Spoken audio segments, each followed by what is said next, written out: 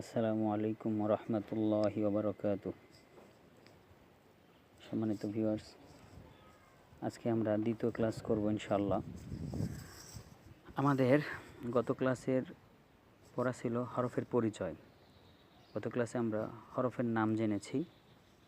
আজকে আমরা এই 29 হরফের মধ্যে কিছু হরফ আছে যেগুলোকে দ্রুত উচ্চারণ করতে হয়, কিছু হরফ আছে যেগুলোকে একালিপ পরিমাণ টেনে উচ্চারণ করতে হয়, আর কিছু হরফ আছে যেগুলোকে চারালিপ পরিমাণ টেনে উচ্চারণ করতে হয়। তো ইনশাআল্লাহ আজকে আমরা সেগুলি জানব। তো আপনারা অবশ্যই স্ক্রিনে দেখতে পাচ্ছেন আমি একটা ছবি শেয়ার করেছি, যেখানে লেখা আছে সবক নং 3 আরবি হরফ উচ্চারণের নিয়ম। দেখেন এখানে লেখা আছে আরবি হরফ উচ্চারণের নিয়ম 3 প্রকার।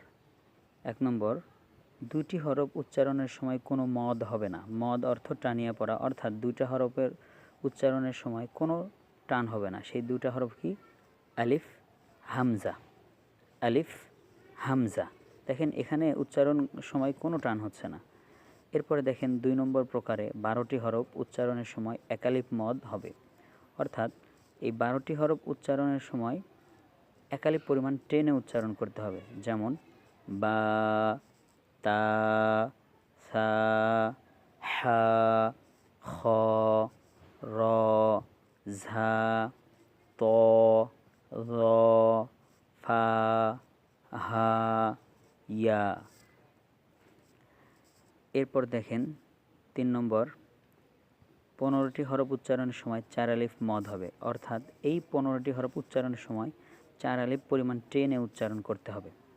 যেমন জিম, দাল, জাল, সিন, শিন, সদ, দদ, আইন, গইন, কফ, কাফ, লাম, মিম, নুন, ওয়াও।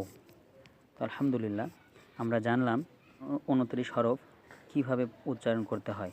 তো আমরা এই ক্লাসটি দেখব এবং এটাকে প্র্যাকটিস করব ইনশাআল্লাহ। তাহলে আমাদের হরফ নিয়ে আপাতত প্রাথমিক যে সমস্যা সেটা কেটে যাবে। এরপরে ইনশাআল্লাহ ধারাবাহিকভাবে বাকি ক্লাস আপনাদেরকে পর্যায়ক্রমে আমি দেওয়ার চেষ্টা করব। আপনারা যারা আমার এই ভিডিও দেখবেন অবশ্যই আমার চ্যানেলে যারা দেখবেন তারা আমার চ্যানেল সাবস্ক্রাইব করবেন, আমাকে পরামর্শ দিবেন। যারা আমার পেজে দেখবেন তারাও আমাকে পরামর্শ দিবেন। আরও কীভাবে বললে, কীভাবে বুঝাইতে পারলে আপনাদের সুবিধা হয় আমাকে জানাবেন, আমি চেষ্টা করব। আর আগামীতে আমি চেষ্টা করব বোর্ডে বুঝিয়ে বুঝিয়ে আরও সুন্দর করে ক্লাসগুলি রেকর্ড করার জন্য। তো আজকের মতো এই পর্যন্তই। ভালো থাকবেন। আসসালামু আলাইকুম ওয়া রাহমাতুল্লাহি ওয়া বারাকাতুহু।